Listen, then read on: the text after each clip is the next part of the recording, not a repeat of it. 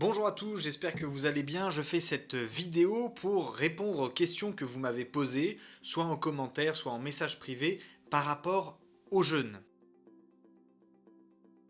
Tout d'abord, certaines personnes m'ont posé des questions sur la reprise alimentaire et sur la descente alimentaire. Alors c'est important de le comprendre, on va le comprendre à partir de la descente alimentaire. La descente alimentaire, c'est pour permettre à votre organisme de vivre le jeûne de la manière la moins brutale qui soit. Et donc, on va petit à petit retirer des aliments complexes de notre alimentation en vue de pouvoir se préparer au jeûne. Alors, la plupart du temps, on commence par retirer tout ce qui est excitant. Café, thé, alcool, bref, tout ce genre de choses, c'est la première chose qu'on va essayer de retirer, puisque si vous arrêtez d'un coup pendant le jeûne, ça va être un peu pénible.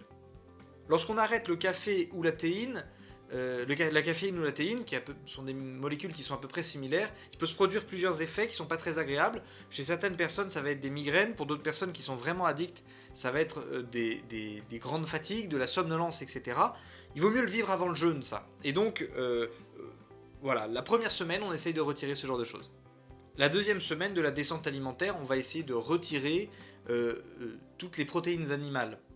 Alors vous avez les œufs, la viande, le poisson, etc. Bref, toutes les protéines animales, pour petit à petit n'arriver qu'à d'une part des féculents et puis des légumineuses, et voilà. Troisième semaine, on va retirer les féculents et on va arrêter de manger les choses de manière cuite. On va essayer de manger plutôt de manière crue, tout ce qui est légumes, tout ce qui est noix, etc. Une chose, attention, quand on commence à parler de descente alimentaire, il n'est pas du tout question de réduire la quantité. Il faut toujours manger à sa faim. Mais manger à sa faim avec, notamment en troisième semaine, que des légumes. Ce qui va se passer souvent, c'est que la phase d'acidose va commencer pendant la descente alimentaire. Notamment pendant la phase où on mange que des légumes crus. Faut pas s'inquiéter, si vous vous sentez plus à l'aise dans le fait d'arrêter l'alimentation plus tôt que prévu, vous l'arrêtez plus tôt que prévu. Une fois que vous êtes arrivé à la date où vous avez dit j'arrête le jeûne, là il va falloir procéder à la reprise alimentaire. La reprise alimentaire, ça va dépendre d'énormément de choses pour certaines personnes et aussi du temps de jeûne. La reprise alimentaire après 3 jours de jeûne, elle peut se faire comme ça sans aucun problème. Au-delà, voilà, faut être un peu prudent, faut être très à l'écoute de son corps parce que ça peut être un peu compliqué. Moi je me rappelle un des premiers jeûnes que j'avais fait, juste après une semaine de jeûne complet, j'avais repris par une entrecôte. c'était la très mauvaise expérience parce qu'en fait votre flore intestinale est affectée et donc la digestion est compliquée, c'est difficile, donc voilà, c'était pas une bonne idée du tout. Pour reprendre l'alimentation, il faut considérer que la reprise alimentaire doit prendre le temps à peu près du temps du jeûne. Vous avez fait une semaine de jeûne, il faut faire une semaine de reprise alimentaire, progressive. Et là, vous allez reprendre votre descente alimentaire en inverse. C'est-à-dire que vous allez reprendre d'abord tout ce qui est cru. Alors vous pouvez prendre d'abord, si vous le souhaitez, du bouillon, de légumes, et après prendre les légumes, etc. Moi je sais que ce que j'aime bien c'est les avocats, j'aime beaucoup prendre des avocats en sortie du jeûne, c'est très agréable, parce qu'en plus ça nous fait continuer un petit peu dans l'acidose, et notamment avec l'aspect, le fait que ce sont des corps cétoniques, bon bref, je rentrerai pas dans le détail, mais c'est très agréable, puis c'est bon aussi, hein, il faut se dire les choses, et surtout il faut être attentif dans la reprise alimentaire, à essayer de reprendre les aliments que vous souhaitez. Pas les aliments que voilà, vous avez forcément envie d'un gros burger, etc. Non, non, non. Il faut être très à l'écoute de son corps, très à l'écoute de soi pour savoir, allez, qu'est-ce qui me donne réellement envie, qu'est-ce qui me fait réellement envie là dans cette reprise alimentaire. Et essayez de s'y tenir. Parce que votre corps va vous envoyer des signaux pour vous dire, c'est ça dont j'ai besoin, c'est ça que j'aime. Hein, et ça va pouvoir changer, par exemple, d'une personne à une autre. Donc il ne faut pas s'inquiéter là-dessus. La deuxième chose dont on m'a parlé, les deuxièmes questions qu'on m'a posées, c'est sur la question de la cigarette. On m'a demandé s'il fallait arrêter la cigarette pendant le jeûne. Alors déjà, il fallait, s'il faut, et machin, j'aime pas du tout ce genre de truc. Bref. Je souris un petit peu parce que j'ai certains amis qui ont essayé d'arrêter, quelques jours avant le début du jeûne, d'arrêter la cigarette. Ça s'est très mal passé, c'est pas du tout une bonne idée. Je pense que c'est mettre trop de stress sur l'organisme pour ça.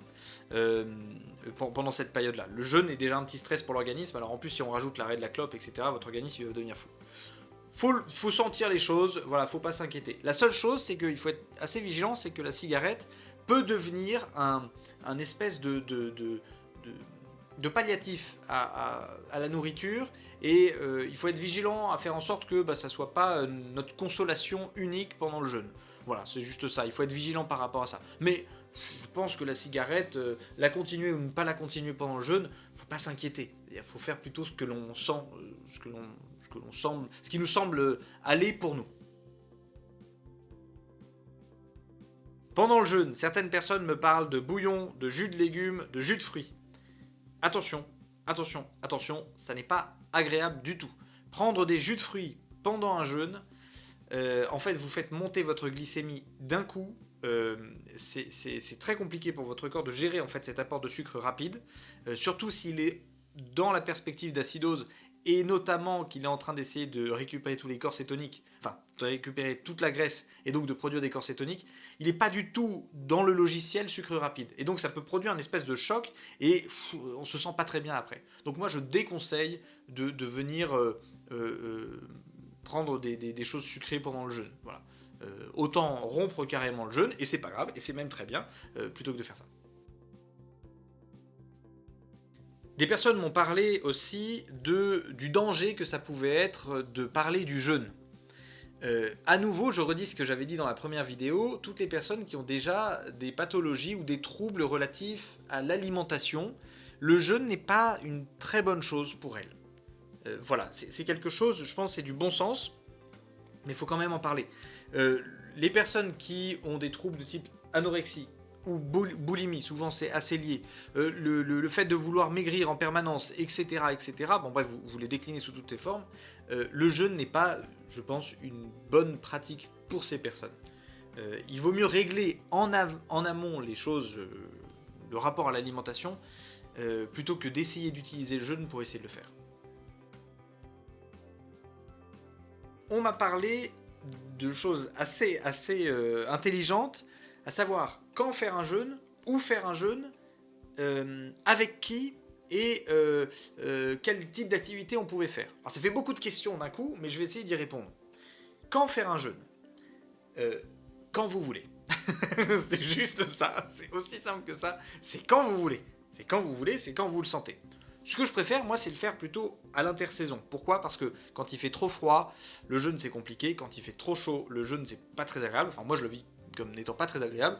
Alors je préfère le faire à l'intersaison. Voilà, c'est juste ça. Puis ça correspond assez bien à un cycle. Vous voyez, au moment de l'automne, le jeûne c'est quand même, voilà, ça fait un petit tri. C'est moins sympa que le jeûne de printemps, mais voilà. Le jeûne de printemps, voilà, c'est une petite cure de jouvence avant de reprendre la vie qui s'éveille. Donc voilà, c'est ça. Mais c'est quand vous voulez. Où est-ce qu'on peut faire un jeûne ? Alors là, à nouveau, je pense que ça va vous étonner, mais la réponse est la même. C'est où vous voulez. C'est où vous voulez. Il est vrai qu'un jeûne, c'est quand même plus simple quand on est au repos. Quand on a tous les enfants autour, quand on a toutes les préoccupations, la ville, les activités, les amis, etc. Pour certains, ça peut être très difficile. Et donc, ça peut faire du bien de s'isoler un petit peu. Si ça n'est pas possible, ça n'est pas grave, on peut quand même jeûner. Ça va juste être, parfois, pour certaines personnes, un petit peu plus compliqué. Mais c'est vraiment où on veut. Certaines personnes, elles ont besoin d'avoir de grands espaces quand elles sont en train de jeûner pour pouvoir faire des balades, etc. Et bah super, il faut y aller. D'autres personnes, elles préfèrent justement être chez elles, cocooning, etc. Voilà, super, on garde ça. C'est pas très... Je veux dire, c'est pas... Où, c'est où on veut. Quand, c'est quand on veut. On part de ce principe-là. Avec qui faire un jeûne ? Alors là, on va aborder la question de l'entourage. Il y a certaines personnes qui redoutent la pression que les personnes peuvent mettre sur elles. Et c'est vrai que les gens ont tendance à se mêler de beaucoup de choses qui ne les regardent pas. Et justement, il faut arriver à avoir une saine distance par rapport à ça. Le jeûne, c'est une expérience personnelle. C'est une expérience qui inquiète énormément de personnes, notamment dans notre société d'hyperconsommation, où finalement... on a la peur de manquer chevillé au cœur et au bide, la fringale, etc. en permanence. Le fait de voir quelqu'un qui s'arrête de manger pendant plusieurs jours, on se dit il y a vraiment un problème. Non, il faut arriver à rassurer les gens, à montrer qu'on est très heureux de le faire, que même si c'est un petit peu difficile par moment, c'est une bonne expérience, qu'on est très libre aussi, que c'est pas idéologique, on fait pas un jeûne par idéologie. Lorsqu'on fait un jeûne, c'est parce qu'on a envie de le faire. Lorsque ça devient trop difficile, on arrête. Voilà, il faut arriver à détendre un peu les gens là-dessus et à leur dire, bah voilà, fais-moi confiance là-dessus et ne t'en fais pas. En revanche, il est évident que si on a soi-même tendance à avoir des troubles alimentaires, les personnes ont tout à fait intérêt à s'inquiéter pour vous. Hein, donc il faut aussi le comprendre, et donc dans ces cas-là, bah, il faut peut-être reporter le jeûne un petit peu. Avec qui? Moi je conseille de faire des jeûnes à plusieurs, parce que c'est beaucoup plus sympa. On peut parler, on peut discuter, on est tous dans la même panade, donc comme je l'ai dit dans la dernière vidéo, c'est beaucoup plus simple. Mais certaines personnes, à nouveau, il y a certaines personnes, être avec des gens, c'est insupportable. C'est-à-dire qu'elles préfèrent vraiment être toutes seules. Elles n'ont pas envie d'être embêtées toute la journée, alors qu'elles ont la dalle, par exemple, si jamais c'est des personnes dont la faim ne s'en va pas, elles ont la dalle, et en plus elles ont des gens à côté d'elles qui vont bien ou qui vont pas bien, etc. Ouais, parfois le jeûne tout seul, ça a du bon. Alors certaines personnes m'ont aussi dit, voilà, est-ce que c'est important de se faire suivre par un médecin pendant le jeûne? Si ça vous rassure, oui. Voilà, c'est uniquement ça. Si vous sentez qu'intérieurement vous seriez plus rassuré si vous étiez suivi par un médecin pendant le jeûne, faites-le. Voilà, faites-le. Il n'y a aucune nécessité. En tant que tel, vous pouvez très bien le faire sans. Si vous êtes en paix avec ça, voilà, vous pouvez très bien le faire sans. Mais en réalité, il n'y a aucune nécessité d'être suivi par un médecin. Mais il faut le faire si ça vous rassure. Si ça rassure vos proches aussi, vous pouvez très bien dire, allez, très bien, pour vous me laissiez tranquille, je vais me faire suivre par un médecin pendant toute cette période de jeûne. Mais voilà, mais prenez un médecin aussi qui soit rassurant, pas un médecin qui soit complètement flippé et qui commence à vous dire, oh là là, c'est la catastrophe, vous allez finir par mourir, vous allez affecter vos organes, etc. Voilà, prenez les gens qui vous mettent dans la paix, tout simplement. Une autre question qui m'a été posée, c'est les capacités de concentration qu'on a pendant le jeûne. Alors il y a une chose qui est importante, c'est que les écrans peuvent vraiment fatiguer pendant le jeûne. Tout ce qui est écran, tout ce qui est lumière trop vive, lumière trop forte, le jeûne, c'est pas très agréable ce genre de choses. On m'a dit aussi, voilà, est-ce qu'il vaut mieux un jeûne où on est complètement en repos ou un jeûne où on est complètement en activité?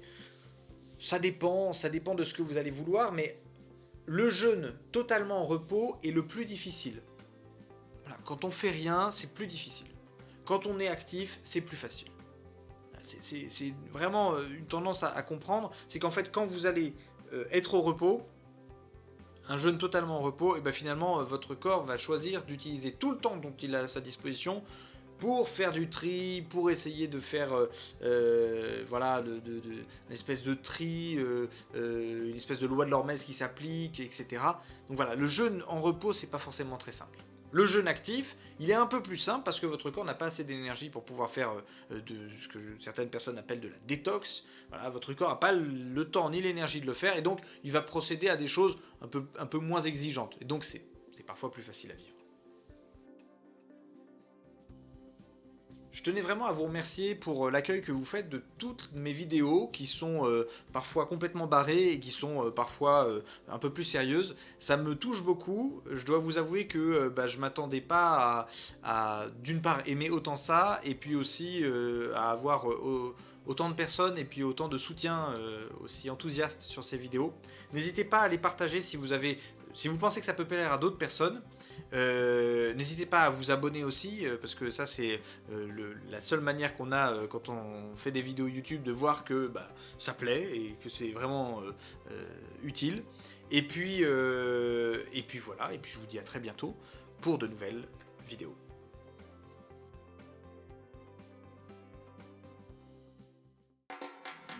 Tu peux t'abonner et rejoindre le ghetto. Tu peux commenter l'ensemble des vidéos. Tu peux partager à ceux qui aiment la philo. Oh, oh.